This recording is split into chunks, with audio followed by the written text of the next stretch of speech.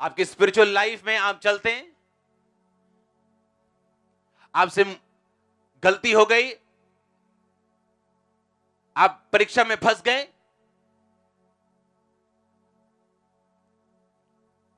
अब क्या? अब उस परीक्षा में फंस के और नीचे जाना है या वहीं रुक के तौबा करनी और आत्मिक आंखों से देखने की लुटेरे लूट रहे हैं, शैतान छीन रहा है, मैं इसे बदल सकता हूं अगर अभी मैं सुधर जाऊं तो। आपकी स्पिरिचुअल लाइफ में आपसे गलती हुई, आपसे मिस्टेक हुई, आप प्रभु से हटे, आपने गुनाह किया, आप गिर गए, उसके बाद मैंने लोगों को देखा है उठने के अलावा उनके पास पीछे जाने के लिए तैयार थे। वो ये नहीं कि उठें तौबा करें, जो छीन गया अब वो छीन गया, क्या करें, लेकिन परमेश्वर के करीब जाएं तो परमेश्वर फिर से हमारी लाइफ को रिस्टोर कर सकता है, वैसे ही बना सकता है। लेकिन इसके अलावा उन्होंने क्या किया, और पीछे गए और परमेश्वर से और मार खाई और अपनी लाइफ को तबाह कर लिया।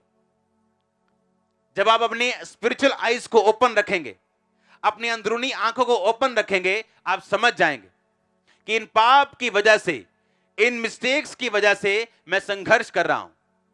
अब जब आप संघर्ष कर रहे हैं, आपके लिए परमेश्वर में चलना मुश्किल होता है, क्योंकि आपके पाप की वजह से, गुनाहों की वजह से आपको स्ट्रगल्स रहती हैं लाइफ में।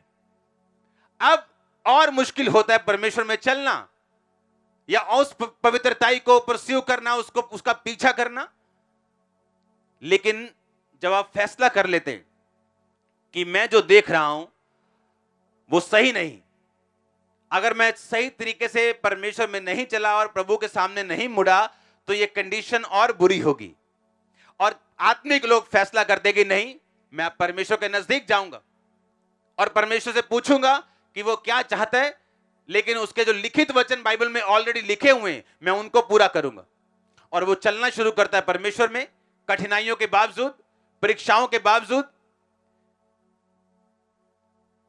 फिर छुटकारा एंटर करते हैं, ब्लेसिंग्स एंटर करती हैं। आप देखते हैं कि आपके टेस्टिमनीज किस तरह से परमेश्वर आपको दे रहे हैं, आपके आसपास के लोग किस तरह आपके आत्मिक जीवन के कारण प्रभावित हो रहे हैं, आपका समाज प्रभावित हो रहा है, आपका देश प्रभावित हो रहा है, ब्लेस हो रहा है, क्योंकि आप प्रेयर्स में हैं। लेकिन जो आत्मिक मूर्ख लोग हैं, जब एक परीक्षा उन पे आती है उनकी अपनी कमी की वजह से, वो और पीछे भागते हैं, क्योंकि उन्हें क्रिश्चियन लाइफ फिर और डिफिकल्ट लगती, और मुश्किल लगती। लेकिन जब वो फैसला कर ले कि ये परमेश्वर की मर्जी से हुआ, अगर मैं ऐसा ना करता तो ये परीक्षा में ना फंसता, लेकिन अभी भी मेरे पास मौका है, क्योंकि मेरा परमेश्वर एक सेकंड चांस देने वाला परमेश्वर।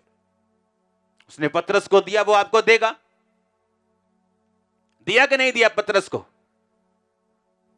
पतरस कहता मैं तो इसे जानता ही नहीं हूं।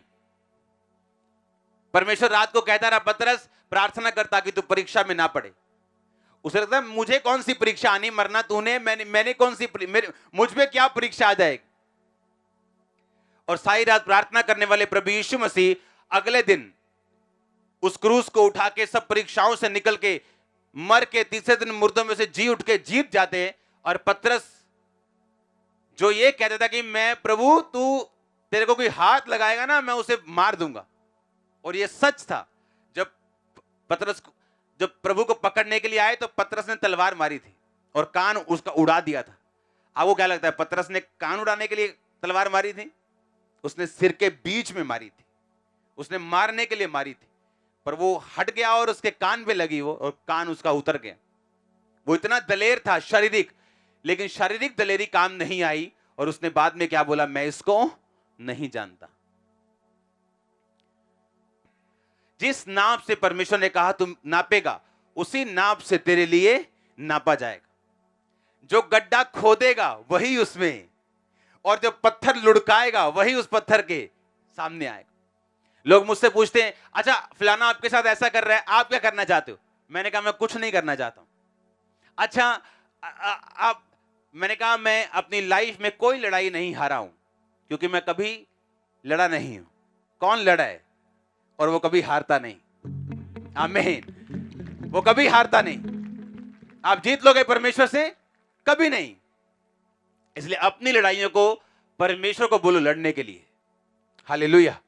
और आप देखेंगे बड़े हैरानी के साथ कि जो लोग आपके साथ कर रहे थे, अब वो उनके साथ हो रहा था, और उनके साथ ज्यादा हो रहा था, क्योंकि परमेश्वर ने कहा मैं तुझे नाप नाप के अब दूंगा। तू तो आटा ऐदा ले आएगा ऊपरों, पर जब मैं मोड़ांगा तो फिर दाब दाब के मोड़ांगा। हाँ, और आप देखते हैं कि जो लोग आपके साथ ऐसा बिहेव कर रहे थे, अब उनके लोग उनके साथ ऐसा बिहेव कर रहे हैं, क्योंकि जिस नाप से तू नापेगा उसी नाप से तेरे लिए। और जो तुम चाहते हो लोग तुम्हारे साथ करें, तुम भी लोगों के साथ ऐसा ही करो।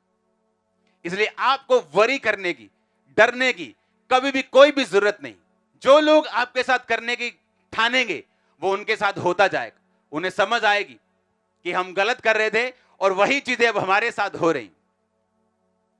क्रिश्चियनिटी एक स्ट्रांग लाइफ है जो आप जी रहे हैं, स्ट्रांग।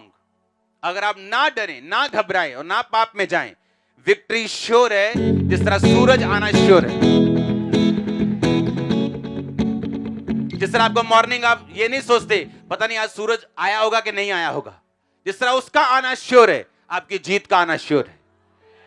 रात आ सकती, बादल आ सकते, आंधियां आ सकती, अंधेरा आ सकता है, पर सूरज आना श्योर है। आपकी जीत श्योर है, चंगाई श्योर है। आमीन। ऊंचा ये आशीष आपकी है।